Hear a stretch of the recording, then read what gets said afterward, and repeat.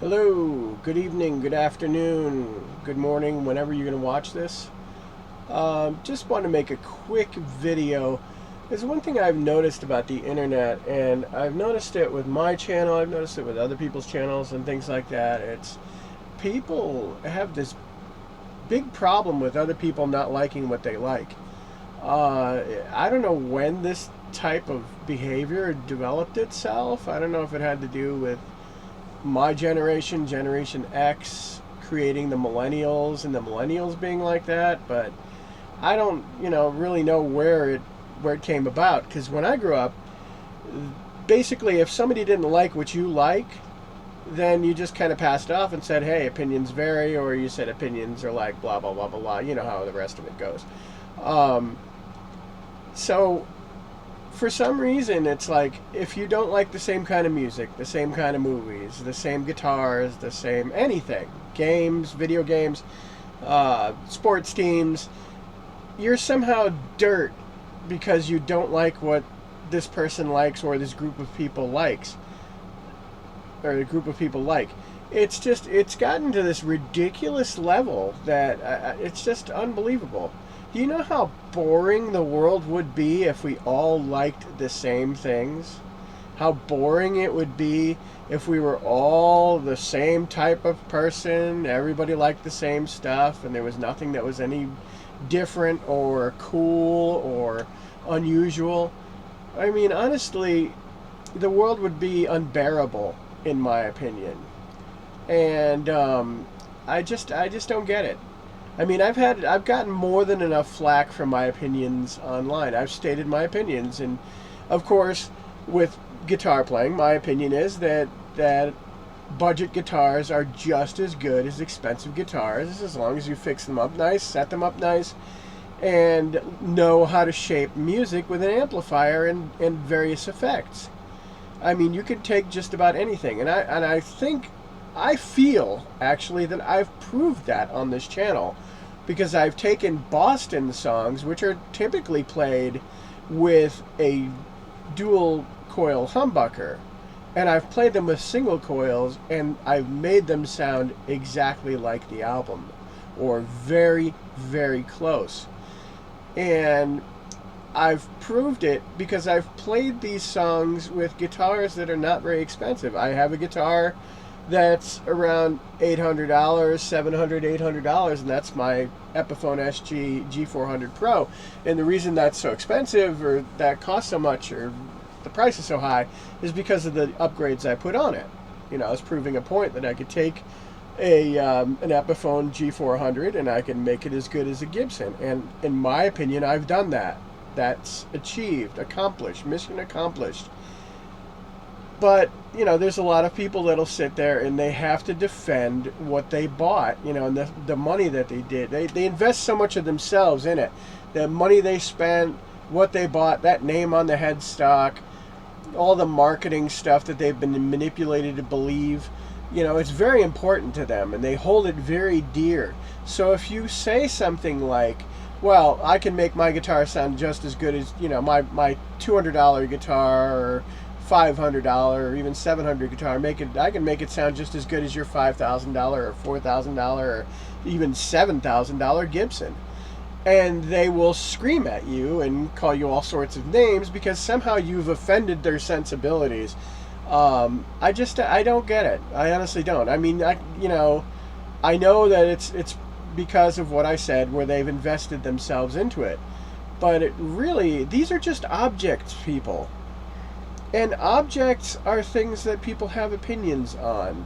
Movies are things people have opinions on. Video games, like I said before. Music, everything. Not everybody has to like the same thing. And if this person feels that they can make their guitar sound better than your $1,000 or multi-$1,000 guitar, so what? If you don't believe them, then so what? Just move along. Their opinion is not law. My opinion is not law. None of this has any bearing on your happiness. If my words, or anybody else's words, or my opinion, or anybody else's opinion, can somehow damage your happiness or your contentment with your own opinions and your own things that you dearly love or like or whatever, then that gives me and other people an incredible amount of power over your life. And it's power that we don't have, but it's power that you give us. Anybody who doesn't agree with you or doesn't believe what you believe or doesn't do what you do, if you sit there and get upset if they throw shade at what you do or how you believe, then you're giving them the power to control how you feel. And that's just not good, in my opinion. And there's my opinion again. And you don't have to take my word as law. You don't have to take anybody's word as law. Like what you like, do what you do. As long as you're not hurting anybody, who cares? So, you know, I figured I'd make this little goofy graphic, and I don't know what happened to the right side of it where it's got that, you know, it's kind of short on the right side, but whatever, I didn't care.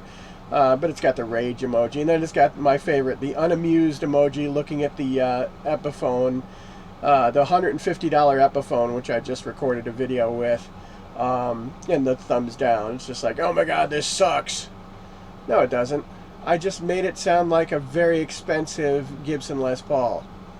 And it cost me $150 plus $14 for the pickups, because I replaced the stock pickups with these Chinese ones I bought off eBay, Zebra pickups, and they were $14 for the set, for both of them. And I made it sound, because I know how to shape sound, I know how to put certain amplifiers with certain effects to make these things sound good. And that's all it is. It's an art form. And I'll leave you with a quote from Tom Scholz, which I tell a lot of people, and a lot of people get really angry at me about it, but whatever. Tom Scholz was asked in an interview. Tom Scholz is he's the mastermind behind the group Boston, of course, one of my favorite bands of all time, and if you're familiar with this channel, you're well aware of that fact, for the countless videos I've done of their songs. But Tom Scholz was asked, and he was the one who created Boston. Now let me give you a little background for a second on Tom. Tom created Boston in his basement in Watertown, Mass, about an hour and a half from where I grew up. He created that entire 1976 album in his basement. Nothing was recorded elsewhere. It was all recorded there. He did the guitar, the bass, he had somebody come in and do the drums, and then he had Brad Delp come in and do the vocals. I forget who did the drums. I can't remember his name, but the guy was really good. And then he had his wife come in and do the clapping bits in songs like More Than a Feeling and other songs on there. And he created it in his basement. And he did it all with sound, and he worked at Polaroid, and he was he was an MIT engineer, and he knew how to create things. He knew how to put things together. So he took all these bits and pieces of different things and created a sound. And so he was in an interview, and he was asked by the interviewer, so how much of your sound comes from your guitar? And he said, none. Absolutely none. He said, don't get me wrong, it's a great guitar, it feels great, it works, does what I need to do, it sounds great. I'm paraphrasing, of course. But I can get my guitar sound with any guitar. Any guitar. And that's the way I look at things. That's what Tom said. And the guy is my idol. He's the reason why one of the reasons why I started playing guitar in the first place. And he's right. He's 100% right, because I proved his words by recording the Boston songs with guitars that you would never see in a Boston performance on stage or anything like that. And he's right. Shaping of sound has very little to do with guitar, the guitar itself, or the pickups, or anything like that. It has everything to do with what you do after the fact. It's like your house doesn't look incredible because you had a specific hammer. Your house looks incredible because somebody knew how to put certain things somewhere and design certain things to look a certain way. It doesn't matter what hammer you had. It doesn't matter what saws you had. What matters is how you use these tools to make something great. And that's what music is. It's just like building a house. You build the foundation, you make it look good, you make it sound good, the whole 9 yards. And you don't sit there and sweat over the hammer. As long as the hammer works, as long as the hammer will nail the nails and the wood won't split on the handle, you're all set. As long as the blades on the saws stay sharp, you're all set. And you can create with them. Let's not overvalue these guitars. They are just tools. They're just things to make music with. And it doesn't matter if you have a $150,000 one or, $150,000 one. What am I saying? Like a $15,000 one or a $150 one. You can still use it if it's reliable.